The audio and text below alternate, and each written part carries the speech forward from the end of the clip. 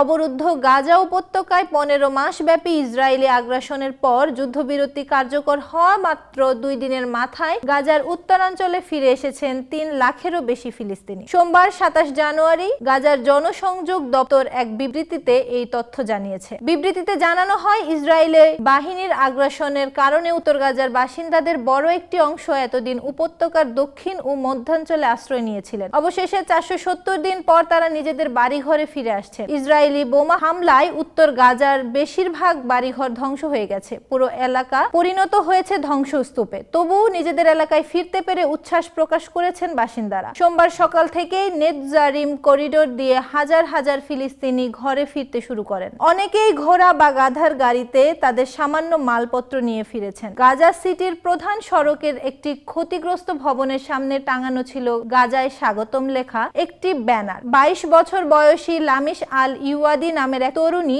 দীর্ঘদিন পর নিজ এলাকায় ফিরে বলেন, আজকের দিনটি আমার জীবনের সবচেয়ে আনন্দের দিন। এতদিন মনে হচ্ছিল আমি মৃত, কিন্তু আজ মনে হচ্ছে আমি আবার জীবিত হয়েছি। ধ্বংসস্তূপ ঘিরে হতাশ না হয়ে তিনি আশাবাদ ব্যক্ত করেন, আমরা আমাদের ঘরবাড়ি আবার তৈরি করব, এমনকি যদি বালি আর কাদামাটি দিয়েও করতে হয় তবু। হামাসের এক মুখপাত্র জানিয়েছেন, উত্তর গাজায় ফিরে আসা ফিলিস্তিনিদের জন্য সাময়িক আশ্রয় হিসেবে অন্তত 1,35,000 তাঁবুর প্রয়োজন। যুক্তরাষ্ট্র, কাতার ও মিশরের কূটনৈতিক প্রচেষ্টায় গত 19 জানুয়ারি গাজায় যুদ্ধবিরতি কার্যকর হয়। এরপর থেকে বাস্তুচ্যুত বাসিন্দারা তাদের ঘরে ফেরা শুরু করেছেন। ধ্বংসের ধ্বংসস্তূপ থেকে নতুন করে গাজা উপত্যকা গড়ে তোলার জন্য ফিলিস্তিনিদের এই প্রত্যাবর্তন এক নতুন আশা এবং প্রতিজ্ঞার বার্তা বহন করছে। 2023 সালের 27 আগস্ট ইসরায়েলের ভূখণ্ডে হামাসের নজিরবিহীন হামলার পর সেদিন থেকেই গাজা উপত্যকায় আগ্রাসী সামরিক অভিযান শুরু করে ইসরায়েলের প্রতিরক্ষা বাহিনী। টানা 15 মাস ধরে চলা